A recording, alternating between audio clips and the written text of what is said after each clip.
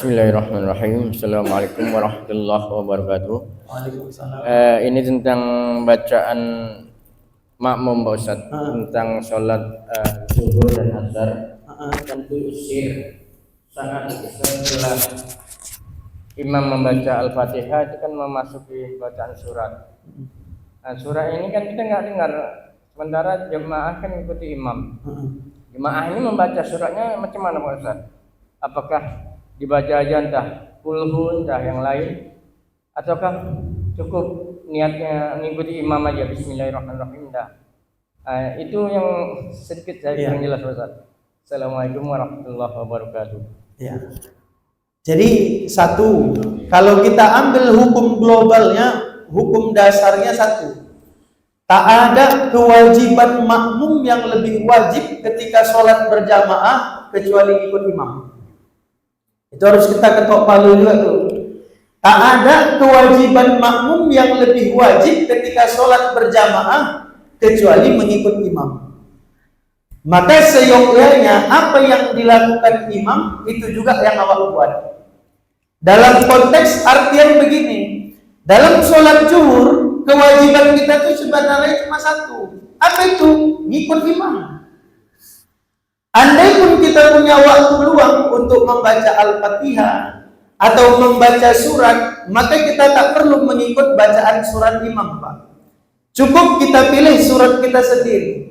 Dengan catatan, apabila surat kita tadi belum siap, tapi imam sudah rukuk, maka tak ada kewajiban kita menyelesaikan surat yang kita baca.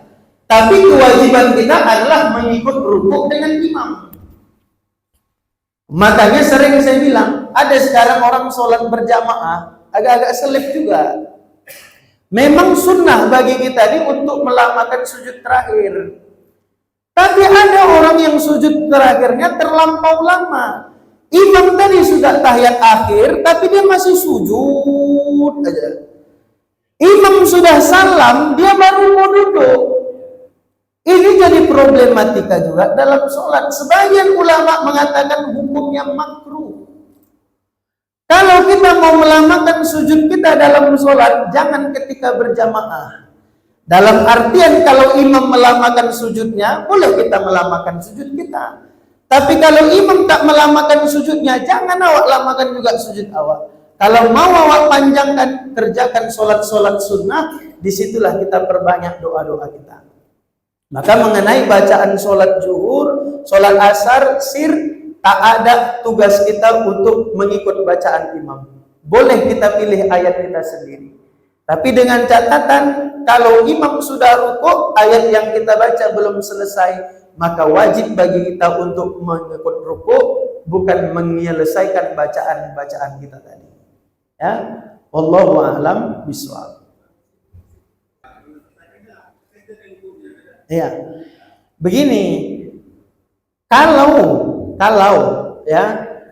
semisalnya bapak menyelesaikannya itu, istilahnya 2 ayatnya lagi, ya, kalau 2 ayatnya lagi, boleh kita menyelesaikannya. Tapi kalau misalnya terlampau lama lagi, sedangkan dalam insting kita berkesempatan imam ini iktidal daripada kita mengikut rukuknya untuk bersama-sama, maka tak usah kita lanjutkan Al-Fatihah. Ikut aja rukuk dengan imam. Ikut aja rukuk dengan imam. Tapi andai kata Al-Fatihah bapak ini tak lama lagi, masih bisa bapak berkesempatan sama-sama rukuk dengan imam, maka boleh bapak selesaikan. Tapi kalau dalam insting kita Al-Fatihah kita terlampau lama, setelah imam bangkit daripada kita rukuk, maka lebih bagus kita rukuk mengikut imam. Makanya nyari imam ini jangan yang balap-balap kali. Balap-balap kali nanti dia kacau juga kita kan. Jadi Bapak Ibu yang dimuliakan Allah, samalah macam kita masbuk. Bapak Ibu mau masbuk ini, ya kan? Imam tadi udah rukuk. Kita baru mulai takbir. Apakah kita harus baca Al-Fatihah dulu? Apa kita langsung rukuk? Sebagian ulama berpendapat, bacalah Al-Fatihah itu minimal 3 ayat. Kalau udah dapat aja 3 ayat dalam Al-Fatihah, dianggap sudah sempurna 7 ayatnya. Kenapa? Dikiaskan bacaan Al-Fatihah yang sedikit itu 3 ayat dengan ayat surat yang paling sedikit dalam Al-Quran. Surat yang paling sedikit dalam Quran itu kan Inna a'tainakal kautsar. Inna a'tainakal kautsar itu kan 3 ayat. Maka siapa yang membaca Al-Fatihahnya 3 ayat sudah dianggap membaca 1 surat dalam kondisi masbuk tadi. Tapi andai kata pun tak sempat, imam ini dah mau bangkit ini, tak sempat kita baca Fatihah, maka tak usah baca Al-Fatihah kita. Cukup kita mengikut imam. Karena niat kita adalah mengikut imam. Maka Al-Fatihah imam dah termasuk juga bacaan Al-Fatihah kita.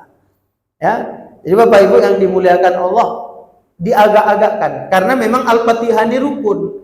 Berarti kalau masih ada kesempatan dibaca.